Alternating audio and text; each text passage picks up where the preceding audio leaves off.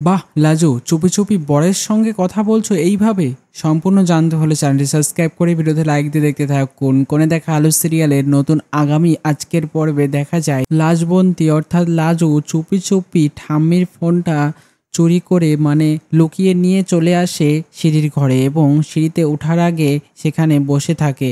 বসে বসে ফোন করে সুদেবকে। আর এদিকে সুদেবও অপেক্ষায় ছিল লাজবন্তীর ফোন পাওয়ার জন্য। ফোন পাওয়ার সাথে সাথে রিসিভ এবং বলতে থাকে, তুই তো আমায় ভুলেই গেছিস রে লাজু, একবারও ফোন করার সময় নেই। তখন লাজু বিষয়টা কিছুটা ম্যানেজ করে কথা বলতে বলতে তার সঙ্গে আরো বেশ কথা বলে লাজু, যে বাবার বাকির খাতা থেকে পেয়েছিল সুদেবের বাবার নাম্বার, সেখান থেকে যোগাযোগ করছে। এদিকে অনুভব দো উপরে যাবে সেই মুহূর্তে চলে আসে এবং দেখতে পায় সিঁড়িতে লাজু তার বরের সঙ্গে কথা বলছে এবং খুব লেগে যায়, প্রচন্ড রেগে গিয়ে বলতে থাকে লাজু। তখন লাজু ফোনটা রেখে দেয়। তখন অনুভব বলে, ফোনটা কাটলে কেন? খুব তো কথা বলছিলে, ঠাম্মির ফোন চুরি করে নিজের বরের সঙ্গে কথা। ছি লাজু, তুমি এটা করবে আমি ভাবতে পারিনি। তখন লাজুর মুখটা পুরো গোমড়া হয়ে যায়। তো কেমন লাগলো কমেন্টসে জানিয়ে এখনই সাবস্ক্রাইব করে নাও। ধন্যবাদ।